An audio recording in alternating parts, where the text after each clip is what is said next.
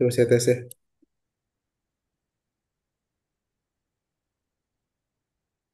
Saya udah mulai Sudah record. bisa dimulai? Coba saya record dulu kayak. Mm-mm. Saya tes. Boleh kalau mau latihan dulu Kak, nanti sambil saya lihat recordnya. Ah, ya. Baik, dimulai saja. Assalamualaikum warahmatullahi wabarakatuh. Om Swastiastu. Pada kesempatan ini, kami kelompok 6 akan mempresentasikan ujian tengah semester dari eh, mata kuliah Sistem Digital.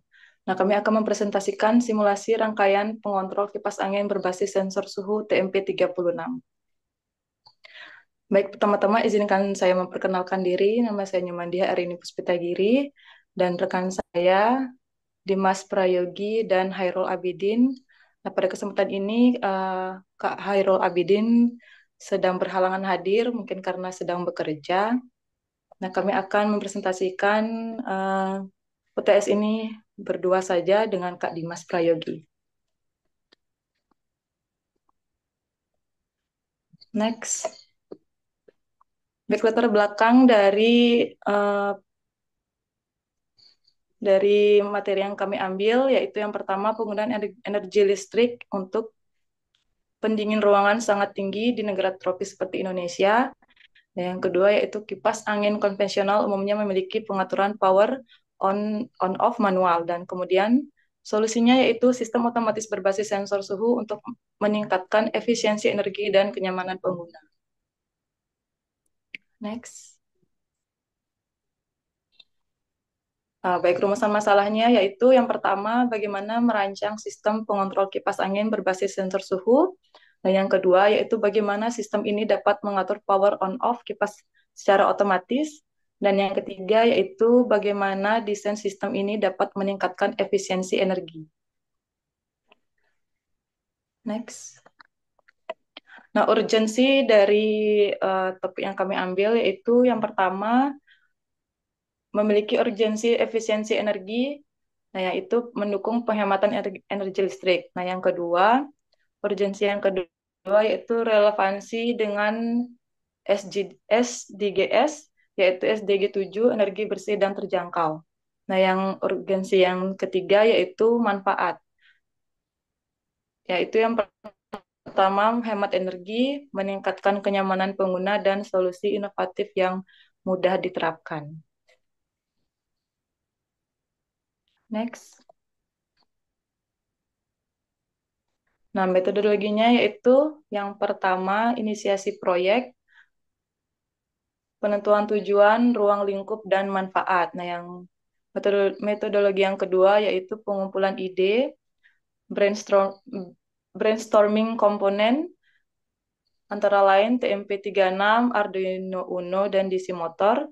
Dan metodologi yang ketiga yaitu perancangan, skema, rangkaian, dan logika operasi.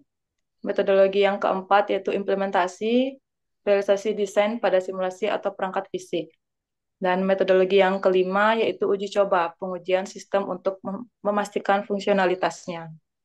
Nah, metodologi yang keenam yaitu perbaikan, revisi jika ditemukan kesalahan, dan yang terakhir yaitu dokumentasi, penyusunan laporan lengkap. Next.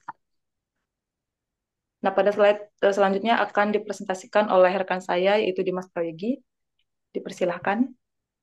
Terima kasih Kak Dia atas kesempatan, waktu, dan tempatnya. Berikutnya saya akan menjelaskan flowchart dari proyek ini. Yang pertama yang kita lalui adalah start.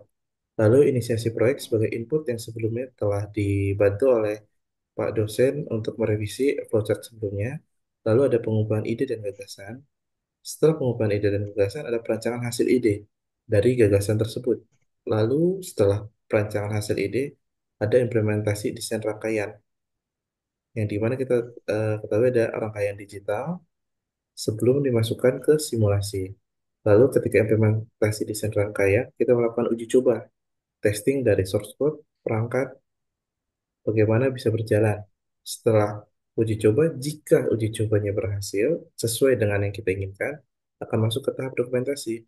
Tapi apabila tidak berhasil atau ada kesalahan, yang konfigurasi coding atau dari perangkat yang kita salah ambil, maka akan balik lagi ke implementasi desain rangkaian. Setelah dokumentasi selesai, kita baru akan mengakhiri dari flowchart ini. Berikutnya, ada perkembangan dan rancangan.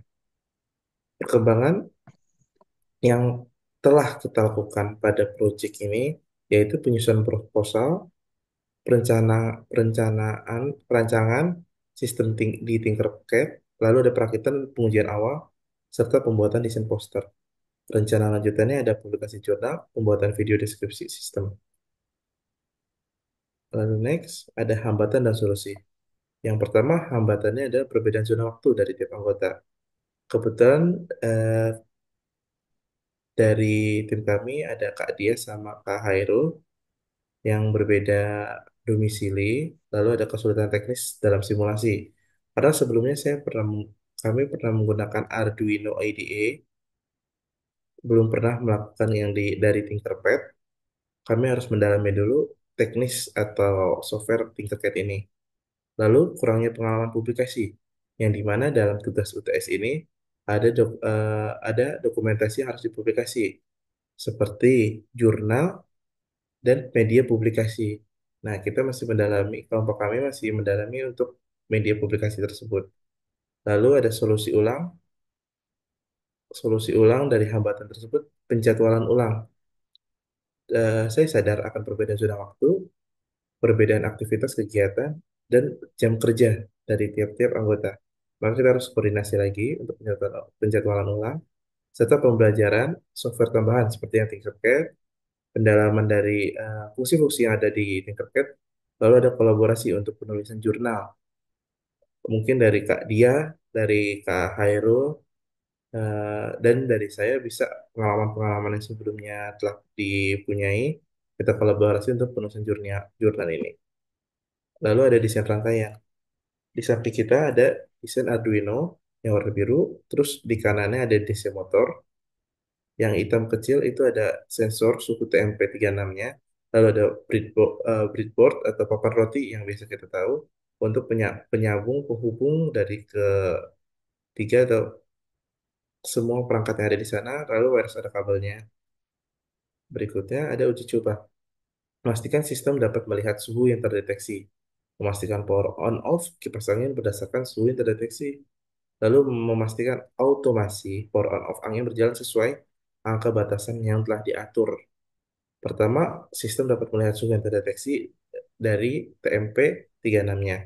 Memastikan power on off kipas angin berdasarkan suhu yang terdeteksi on off yang ada di DC motor kipas angin, lalu memastikan otomasi power on off kipas angin berjalan sesuai angka batasan yang telah kita atur. Nah, di sini suhunya kita atur kipas angin akan mati jika kurang dari 8 Celcius. Dan kipas angin akan hidup jika suhu di atas 20 derajat Celcius. Kesimpulan, sistem pengontrol kipas berbasis sensor suhu mendukung efisiensi energi dan kenyamanan, kontribusi langsung terhadap SDG 7, serta rencana pengembangan mencakup publikasi dan video deskripsi sistem. Sekian dari kelompok kami. Terima kasih. Semoga presentasi kami dapat sesuai dengan ekspektasi Bapak. Wassalamualaikum warahmatullahi wabarakatuh.